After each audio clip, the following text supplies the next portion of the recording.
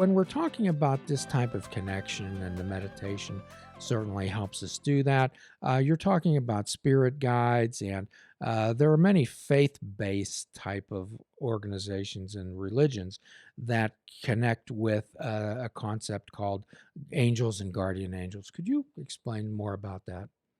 I really firmly believe angels are around us all the time, but don't interfere. I really feel that it's about free will, and we have to ask for support. And if we're willing to ask, then we receive. I've been around people on their deathbed and watched them actually pass over into spirit, and I've felt and seen angelic support come. I think that's the one exception where angels do come without really always being summoned. They're there just to support, they're there in the room. And I feel like as our souls encounter the angels, we decide whether we would like them to kind of be there and help with the transition into the world of spirit, I suppose. Um, and so, yeah, I've had that experience in my life. I've actually felt as if I have come in contact with angels myself in my own life in various situations. I've had some accidents. I was on a skiing accident. I had a really bad skiing accident, and I'd fallen, and there was really no one around me. And I went to stand up, and it was feeling like bone on bone. It was a pretty bad injury on my knee, and this person came out of nowhere, and I believe them to be male. I could not ever tell you what they look like in a lineup ever. I could not. I just remember them being a gentleman and him saying to me, "You have to wear skis and an X, otherwise someone is liable to ski over you and you can get seriously injured." And I just felt so calm in the presence of this person. And I said, "Would you mind staying here with me just until like maybe the ski patrol comes or something like that?" And his response back to me was, "Yeah, I'll stay with you, but I have to go right before they come." So this person stayed with me for what seemed like a really long time, but I have no idea how long it was. Kind of lost a sense of like time, and it was snowing all the while. And the person kind of said, "Okay, well, I see ski patrols coming. I can see them coming. I got to go. I've got to get out of here." The person skis off. Ski patrol comes over. They're like, "How did you know to cross your skis?" That's something that they teach us in our rescuing um, training. And I said, "I don't know. This guy came and told me I was supposed to do that so that I would be safe." I said, I want to thank that guy. He was, so nice to me." And they kind of said to me, "Well, what guy? Look down around you. There are no ski tracks. There's Hmm. nothing." And I was like, I get chills to this day Yeah. thinking about it because this wasn't a regular human being. This wasn't a regular interaction. And I've had some other encounters too, after certain, accidents and things. People just kind of show up out of nowhere. They do feel and look human. They do have that ability to kind of come forward and present themselves in a way that gives you comfort, that gives you support, that isn't going to make you freaked out or wondering what is this. I don't believe they do have like a wing-like energy, and the whole flying kind of thing is just because I feel like they can be any place at any time. But I really do believe they're an energy, and I think the way that we encounter them and the way that I encountered them in that space, it's almost like a projection of what I am comfortable with. I feel like that's how we experience angelic interaction in our life. So that's kind of a personal story and an encounter that I had. And I've heard other people talk about, their own moments and that kind of thing. So that's mine. Well, I've when I give the leads at rehabs and things, I'll share a few of those experiences, and I'll generally preface that with saying, I don't care whether you believe me or not. I was there. Hmm. Yeah. Once you've experienced something like that, and you really can't explain it, it is it's an out of this world kind of experience. It feels very spiritual, and I can feel what I felt in that moment like it happened to me yesterday, but I'm telling you, I can't describe what the person looked like at all. Well, I just couldn't. I'll share with you one of my most recent ones. It didn't happen all that recently ago. My daughter has a mental illness, and a number of years ago, I was called from the psychiatric hospital stating that she had to be forcibly medicated, restrained, and be placed in a safe room. I was despondent, and I, of course, they asked me to come over, so it was about an hour and a half away. So I drove along the way, and I wanted to stop, and I was thirsty, wanted to stop and get some iced tea. I stopped at a place. I walked inside, and I was just so despondent. And I said, please, I said, I need some help. I said, I don't know what to do. And these two young women walked in, and they didn't order. They sat in a booth, and they started to pray. And I thought, this is very strange. I said, who comes into a McDonald's and just sits there and prays? And they were holding hands and they were praying. It was just amazing. I thought, I said, this is the answer I needed. So I walked over to them and I said, you provided me with an answer. I said, I was looking for something. And I said, this is the most beautiful thing I've seen in a while. The one never stopped praying. And the other one looked at me, Santina, and said, thank you, brother. We wish you well. Mhm. And I left, and I don't know if anybody else saw them actually, but I did. Mhm. Mhm. Yeah, I could feel how emotionally, impactful that It was for was, you. yes, Yeah, yes, indeed. yeah, and I think that that's anyone who's had an experience with angels, and I like that this time of year, you were saying earlier, we put them on our tree. It's all Right. about like you watch It's a Wonderful Life, and every time the bell rings, an angel gets its wings kind of thing, and it just really like angels aren't around just at Christmas.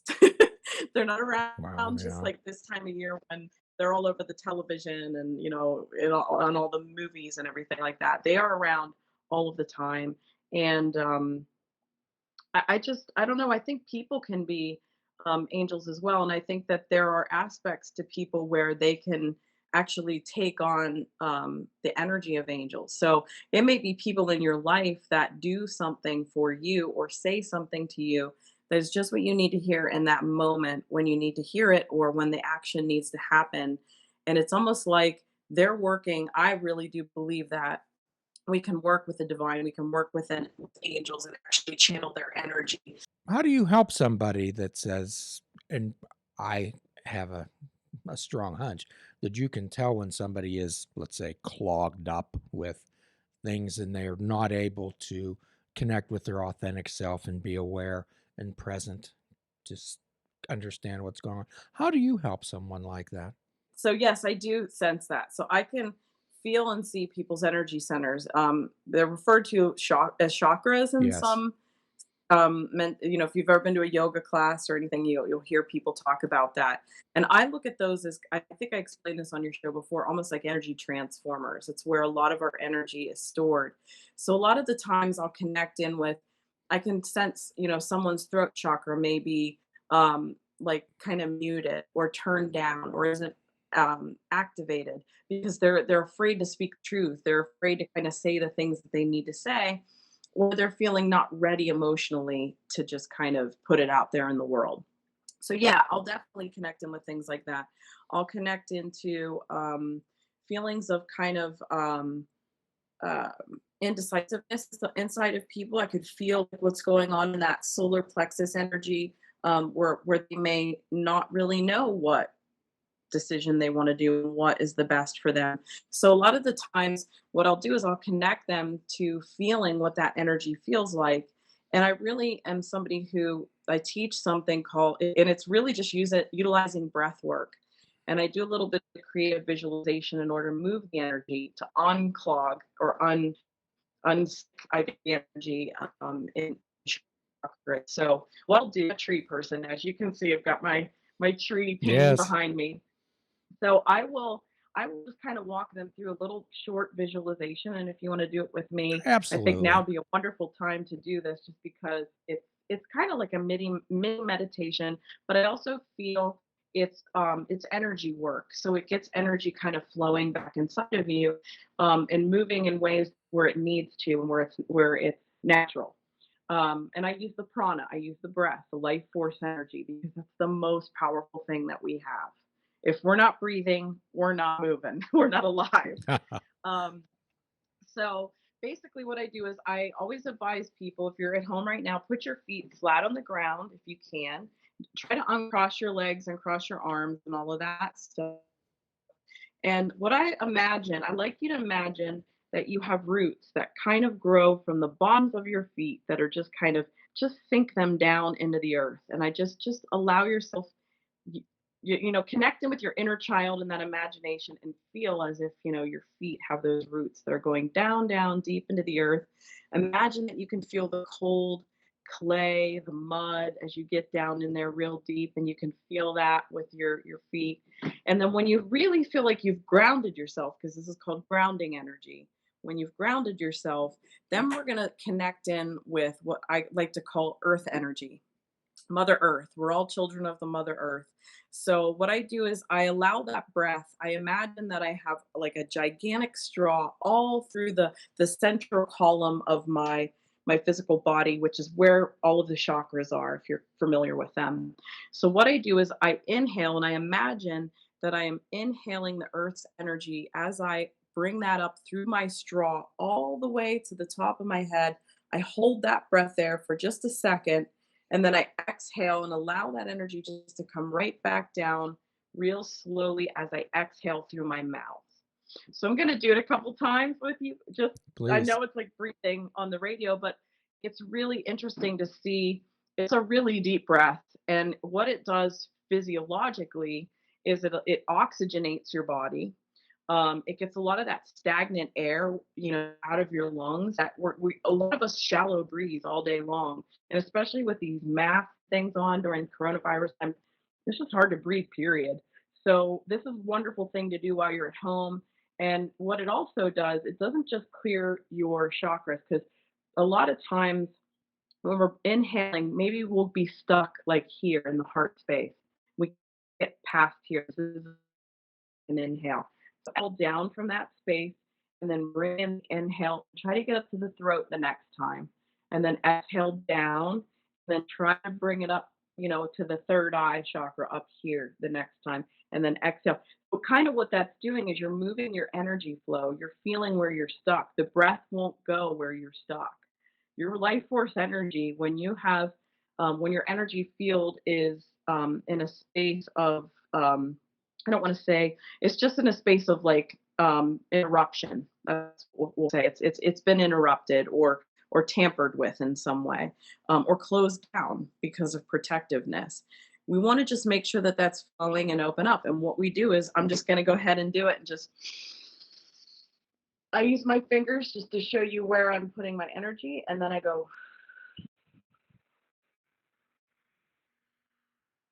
And you really want to exhale lungs. And the more that you do this, you start to feel this sense of, it really does feel like euphoria. You do feel, I like to tell people to utilize this when you've got anxiety and stress in your life, because not only does it clear your chakras and those main energy centers, but it flexes and expands your auric field. And if you've ever heard of an aura, it's basically, if you've seen like religious paintings and stuff, they're Sure. often drawn with like yellow or gold around their head and that kind of thing. That's basically showing their energy field, their aura. So as we inhale, we're kind of like, our energy field does the opposite of kind of what we think. So as we're inhaling, it's kind of expanding, and as we're exhaling, it's contracting. So it's kind of doing this kind of thing with the lungs. So it's really quite interesting, because I know it because I see it, but physical and energetic realms are very connected. They're one and the same. And where, if you've ever heard of the mantra or the philosophy of thoughts are things, thoughts can become things, Sure. and we have to watch our thought process. That's 100% the truth, because thoughts are energy. Thoughts are a form of energy. So if we connect in with thoughts or negative, it's going to affect our physical body in negative way, right? So Absolutely. That's one of anyway, the that's my well, exercise of how I get people wonderful. unclogged a little Well, actually, bit. that's one of the main focuses behind quantum physics, also. Oh, really? I'm not a physicist. Yeah, it actually is. I don't know if you've heard of a book called My Big Toe, the theory of everything. Okay. Oh, I'll have to check it out. No, Yeah, I've never heard quantum of it. quantum physics involves exactly what you're talking about. Hmm. Okay. So, yeah, you reminded me. I have a very good friend of mine. Her name's Laura Pickens. And occasionally I know I'll, her. oh, Yeah. okay, cool. Occasionally and yeah, that's reminded me. I need to, every now and then I'll go to her and she'll realign my chakras and Mhm. just get me, let's like getting your oil changed. It's, Yeah, yeah. it is. It really is. But I really do believe we can do this for ourselves too. Mm-hmm. I mean, it's wonderful to go to people who are practitioners and can do this for us. But Mm-hmm.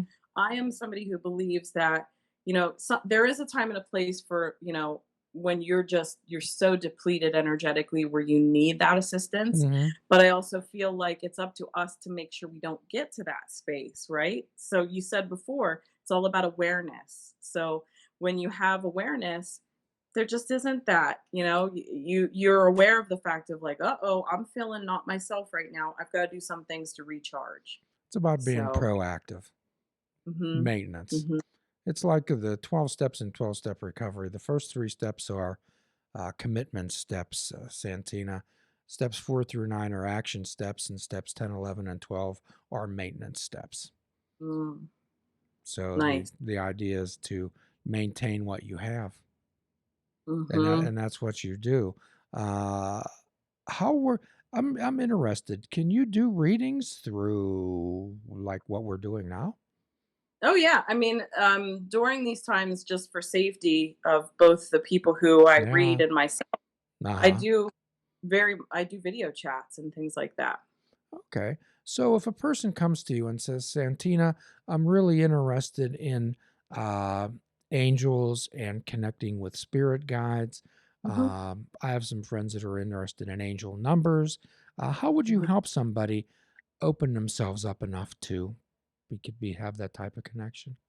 To connect with their own angels and their own Yes, spirit guides. Yeah. correct. So, a lot of times I'm going back to it. It's meditation. So what I'll do is I'll take people through a guided meditation, and I'll teach them ways that they can actually make contact themselves, so that they have, again, it's that I want to enable people to be able to do this stuff for themselves. I don't feel like you should always have to look outside of yourself to even me or whoever.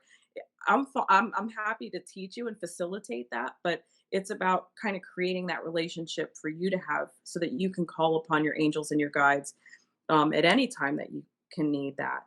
So, yeah, so what I would probably do is walk them through a meditation similar to kind of, I mean, we did like a little bit of a preview with that energy work type of thing, but I would get you into a mind space where you leave the day behind, you leave all of this stuff behind, and you're in this deep, and I don't want to say it's not like you're not hypnotized, but it's almost a trance like state where you're very open, you're very relaxed. I create a very safe and comfortable space so that people feel supported, so that they feel like I can open up and I can connect into this stuff. And the honest thing is, I've had some people have some extremely profound experiences when doing this type of work, when they do this inner kind of self exploration type work. Well, quite often, what I help people do is to know the importance of setting intentions. And I think that's something you just spoke about. That's pretty amazing. I think, I try to set an intention with my day. I try to set an intention with, this meeting here with you. I just try to I think what the biggest thing for me when I'm working with individuals and they're coming to me for counsel of, spiritual counsel, or being able to connect in with their loved ones who've crossed over, I always make the intention that, whatever we do, whatever we connect in with, it's for the highest and the best of all involved, and that there is some degree of healing with it, and there is some degree of evolvement from a soul space, from a spiritual level, so that when someone, and I've seen it a thousand times probably, someone will come into my space, whether it be virtual or in my presence, and they'll actually shift. I could see their energy transform from the minute they sit down to when they leave. And I've had the privilege of working with some people over the years, and I've seen the transformation of like their own self. empowerment, their own like kind of their own kind of connecting in with their own intuition and how that has served them. And I don't take it personally when people don't come to me, after a few years or something like that. I feel that that's me doing my job because that means they're out there doing their own thing and they don't need me anymore. The training wheels are off. They can connect in their own way. Well, it's the goal of every therapist, hopefully, to help someone become their own therapist. Right. But I'm not a therapist. I like to have Right. people, yeah, Well, see. what do therapists do? Therapists are helpers. Therapists help people heal just the same way Right, that you are. right, Please don't right. discount yourself. Yeah, but I look at it as, I'm a channeler. I connect in with the spiritual plane. I try to serve spirit in the best way that I can, meaning if there are people who are no longer in the physical plane, no longer in a bodily form, but they have unresolved emotional things to heal with people who they've left behind. Um, then I facilitate the communication back and forth. And I always look at myself almost, I like to make the analogy of I'm just like a sign language interpreter, you know? I'm just speaking a language and I'm kind of bringing that connection. Either that or maybe an operator, like an old-fashioned I love operator. that term that you use. I'm the operator. Yeah, it's kinda like I connect this plug to that plug and make sure, and it's more of a party line because I've gotta be on it too. But, but yeah, so that's kind of that's how I look at what I do, and a lot of times that's even connecting people with what I call their higher selves, their kind of their soul self, the part of themselves that is, beyond time and space, that part of themselves that really wants to see the best, possible outcome in this lifetime for themselves.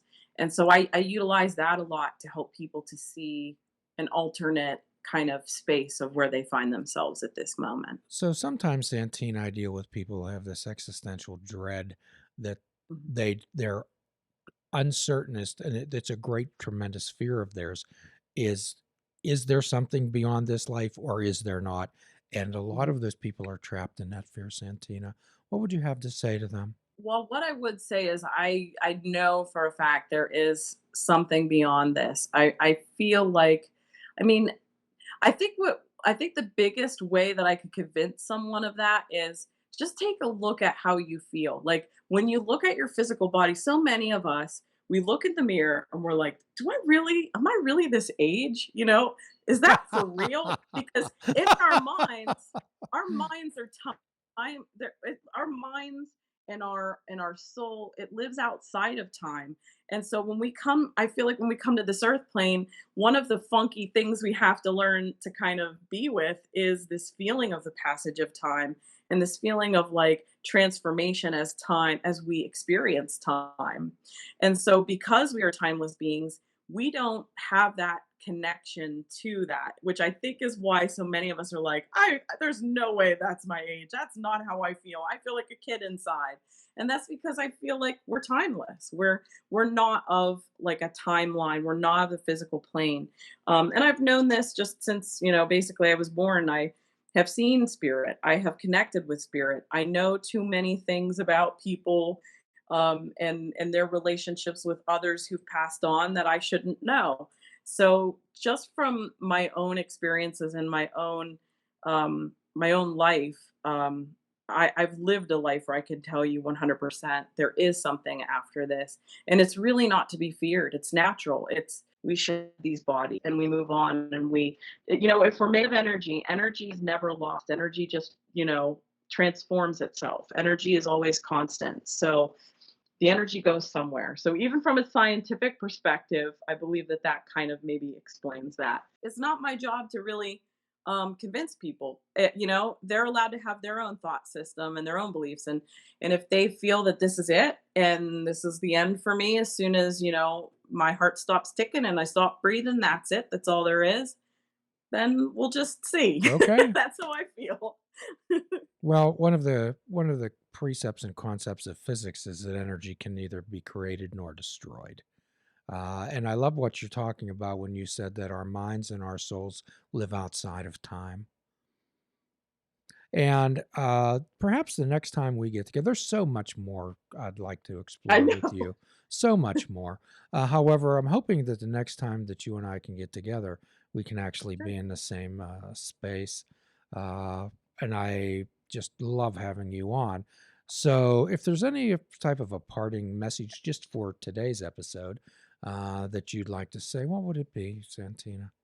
I would just say try to keep positive. Try to keep your thoughts in a place where you've got gratitude always. Gratitude is the most powerful tool I think that we have. And honestly, if it's hard for you to find anything to be grateful for, be grateful for the oxygen that you breathe, for the things that you see, the people in your life. There's so much to be grateful for. So gratitude is my kind of thing that I gratitude and positivity. It's a dark time of year, but we've got to find that light inside ourselves and shine that out to others. And that's kind of what I want to leave everybody with. That's super. So we're looking forward to our next encounter. And as always, we offer a free prescription at the end of every podcast. Fruits, nuts, and vegetables, unplug your television and take up fishing. And for a truly mindful experience, we suggest that you fish without bait. Forgive yourself and forgive another. Do a kindness for yourself and do a kindness for another. Till all are free, none are free. Namaste. Please check out our website at fishingwithoutbait.com, where you can listen to the show, comment on our discussions, and find out where you can subscribe to our podcast. If you're interested in flying the colors of Fishing Without Bait, click the shop icon on our website. We have clothing, mugs, cell phone cases, and so much more. Show the world that you fish without bait. This show is a member of the Sorgatron Media Podcast Network. Find out more at sorgatronmedia.com.